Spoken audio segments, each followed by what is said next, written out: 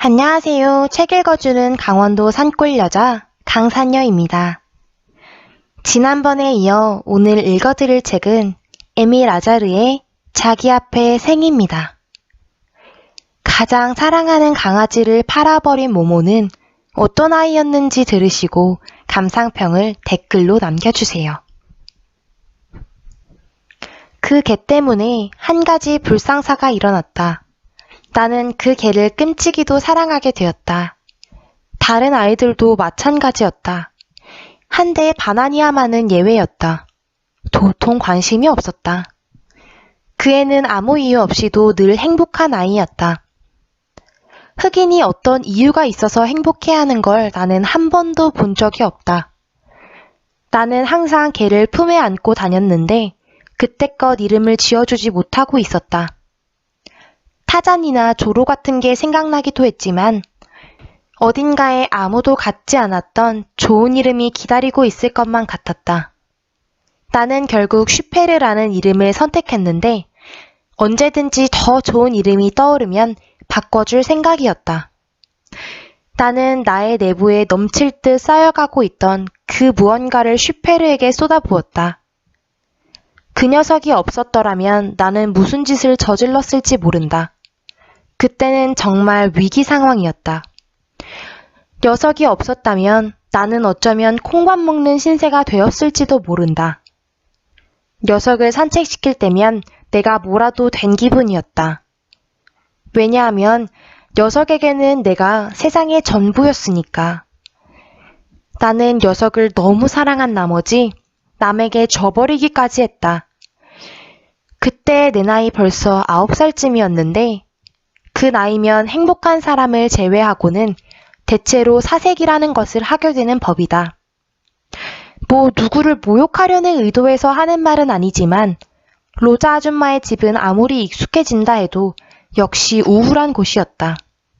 그래서 슈페르가 감정적으로 내게 점점 더 큰 비중을 차지하게 되자 나는 녀석에게 멋진 삶을 선물해주고 싶어졌다. 가능하다면 나 자신이 살고 싶었던 그런 삶을. 내가 강조하고 싶은 것은 녀석이 보통 개가 아니라 푸들이었다는 점이다. 하루는 어떤 부인이 슈페르를 보더니 아이고 그게 참 예쁘기도 해라 라며 개가 내 것인지 그리고 자기에게 팔 의향이 없는지 물었다. 내 옷차림이 꾀죄죄하고 생김새도 프랑스 사람 같지 않으니까 그녀는 녀석이 특별한 종자인 줄 알았던 모양이다. 나는 500프랑을 받고 슈페르를 그녀에게 넘겼는데 그것은 정말 잘 받은 가격이었다. 처음에는 그 마음씨 좋아 보이는 부인이 정말 돈 많은 집 부인인지 확인해 보려고 500프랑을 불렀다. 내 예감은 맞아 떨어졌다. 그녀에겐 운전기사가 딸린 차까지 있었다. 그녀는 내 부모가 나타나 소란이라도 피울까봐 그러는지 슈페르를 얼른 차에 태우고 가버렸다. 내가 이 말을 하면 안 믿을지도 모르겠지만 나는 그 500프랑을 접어서 하수구에 쳐넣어 버렸다. 그러고는 길바닥에 주저앉아서 두 주먹으로 눈물을 닦으며 송아지처럼 울었다. 하지만 마음만은 행복했다. 로자 아줌마 집은 결코 안전한 곳이 아니었다. 돈 한 푼 없는 늙고 병든 아줌마와 사는 우리는 언제 빈민구제소로 끌려가게 될지 모르는 처지였다. 그러니 개에게도 안전하지 못했다. 집에 돌아와 슈페르를 500프랑에 팔았고 그 돈은 하수구에 쳐넣어버렸다고 말하자 로자 아줌마는 얼굴이 새파랗게 질려서 나를 한동안 쳐다보더니 자기 방으로 달려가서 문을 이중으로 걸어 잠궜다. 그때부터 그녀는 혹시 내가 자기 목이라도 자를까봐 그러는지 잘 때는 반드시 문을 걸어 잠갔다. 다른 아이들도 슈페르 이야기를 듣자 난리법석을 피웠다.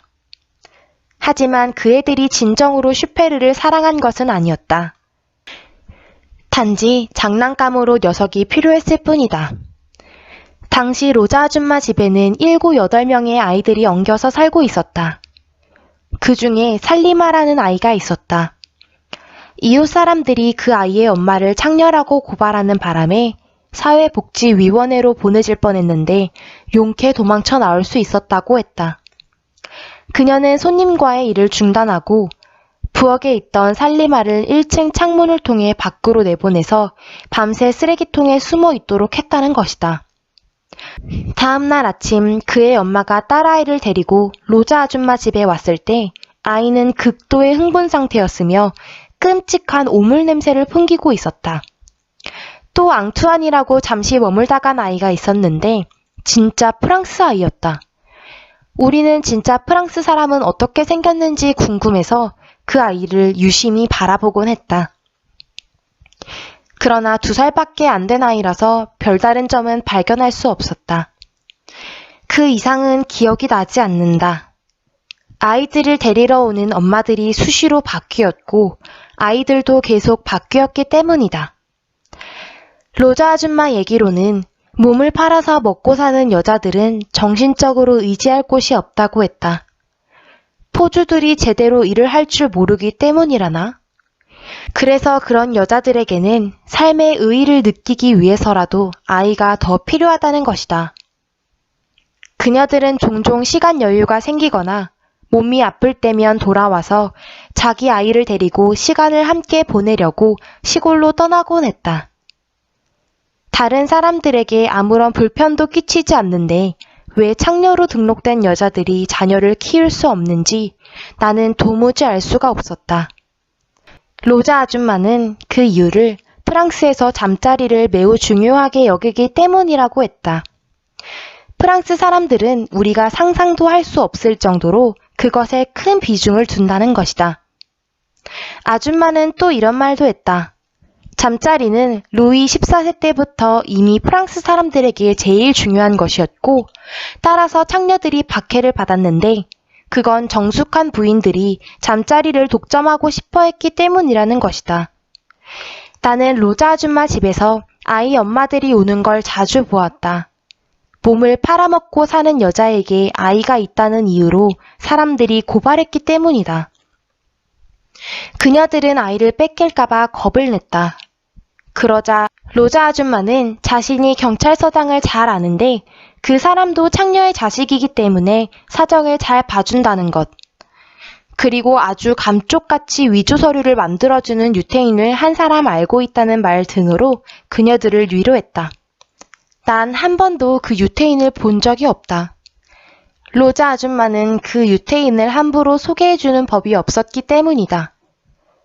두 사람은 독일의 유태인 거주 구역에서 알게 된 사이인데 구사일생으로 살아남은 후에 다시는 체포되지 말자고 다짐했다고 한다. 그 유태인은 프랑스인 거주구역 어딘가에서 미친 듯이 위조 서류를 만들어내고 있었다. 로자 아줌마가 그렇고 그런 여자가 아니라 정상적인 사람이라고 증명하는 서류를 지니게 된 것도 다 그 사람 덕택이었다. 그녀는 그것만 가지고 있으면 이스라엘 사람들조차 자기에게 불리한 증거를 전혀 찾아내지 못할 거라고 했다. 물론 죽기 전까지 100% 완전히 안심할 수는 없었다. 인생에는 원래 두려움이 붙어 다니기 마련이니까. 나는 지금 우리 집에서 찾을 수 없는 미래를 보장해주기 위해 슈페르를 다른 곳에 줘버렸다고 했을 때 아이들이 몇 시간 동안 야단법석을 떨었다는 말을 하던 중이었다. 언제나처럼 만족스러운 미소를 짓던 바나니아만 빼고. 바나니아 녀석은 아무래도 이 세상 사람이 아닌 것 같다. 벌써 4살이나 먹었는데도 매일 웃고만 있으니 말이다. 그 소동이 있은 다음 날 로자 아줌마가 제일 먼저 한 일은 내 머리가 돈 게 아닌지 알아보려고 카츠 선생님에게 데려간 일이었다.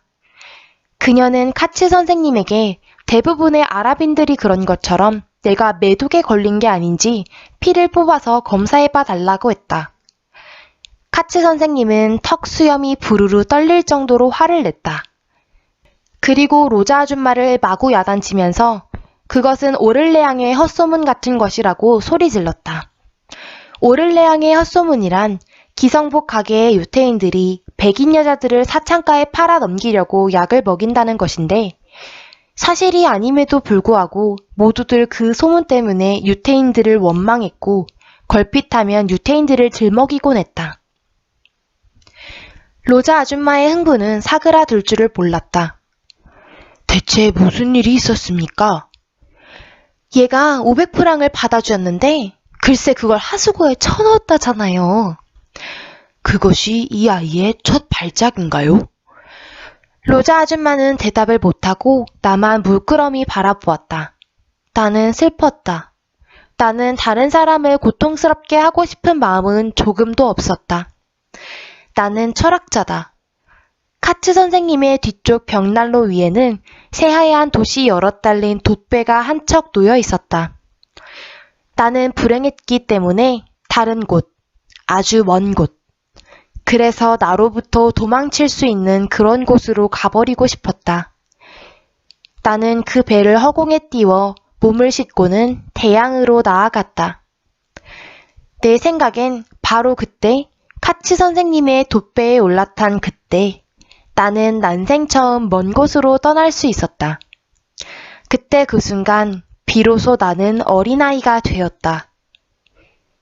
지금도 원하기만 하면 나는 카츠 선생님의 돛배에 올라타고 혼자 바다로 나아갈 수 있다.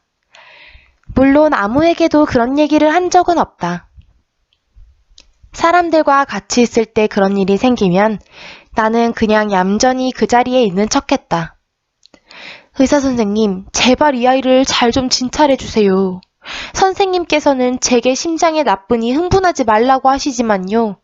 저 아이는 자기가 세상에서 제일 소중하게 여기던 개를 팔았고 그 대가로 받은 500프랑이나 되는 돈을 하수구에 쳐넣었다고요. 아우슈비츠에서도 그런 짓은 하지 않는답니다. 카츠 선생님은 비송거리의 유태인과 아랍인들 사이에서 기독교적인 자비심을 베푸는 사람으로 유명했다. 그는 아침부터 저녁까지 때로는 밤늦게 찾아오는 사람들까지 다 치료해 주었다. 나는 그에 대해 아주 좋은 추억을 간직하고 있었다. 다른 사람이 내게 건네는 관심 어린 말을 들은 것도, 내가 무슨 소중한 존재라도 되는 양 진찰을 받은 것도 바로 그의 진료소에서였기 때문이다. 나는 자주 혼자 그곳에 가곤 했는데 어디가 아파서가 아니라 그저 대기실에 앉아있고 싶어서였다. 나는 한참씩 대기실에 앉아있곤 했다. 의자가 필요한 환자도 많은데 아무런 용무도 없는 내가 의자를 차지하고 있다는 것을 잘 알고 있었지만 그는 화를 내기는커녕 언제나 내게 다정한 미소를 보내주었다. 나는 그를 바라보면서 만약 내게도 아버지가 있을 수 있다면 카츠 선생님 같은 사람을 아버지로 택하고 싶다는 생각을 했다. 이 아이는 그 개를 무척이나 사랑했다고요. 잘 때도 품고 잘 정도였어요. 그런데 그게 무슨 짓이에요? 개를 팔아버리고 판 돈은 버려버렸으니. 얘는 다른 애들과 달라요, 선생님. 이 아이의 피 속에 무슨 광기 같은 게 흐르는 게 아닐까요? 안심하세요, 로자 부인. 아무 일도 일어나지 않을 겁니다. 절대로요. 순간 나는 울기 시작했다. 나 역시 아무 일도 없으리라는 것을 잘 알고 있었지만 공공연하게 그런 말을 듣기는 처음이었다. 울 것 없다, 모하메드. 하지만 그래서 마음이 편해질 것 같으면 맘껏 울어도 좋아. 이 아이가 원래 잘 웁니까? 전혀요. 얘는 절대로 울지 않는 아이예요. 하지만 얼마나 날 애먹이는지 몰라요. 내 속 썩는 건 하느님이나 아시죠. 그렇다면 벌써 좋아지고 있군요. 아이가 울고 있잖아요. 정상적인 아이가 되어가고 있는 겁니다. 아이를 데려오길 잘하셨어요, 로자 부인. 부인을 위해서 신경 안정제를 처방해 드리죠. 별건 아니지만 부인의 불안증을 없애줄 겁니다. 아이들을 돌보자면 걱정거리가 끊일 날이 없답니다, 의사 선생님. 안 그러면 아이들이 당장에 불량배가 되거든요. 우리는 병원을 나와서 손을 잡고 집으로 향했다. 로자 아줌마는 그렇게 누군가와 함께 걷고 있는 모습을 남들에게 보이는 것을 자랑스러워했다.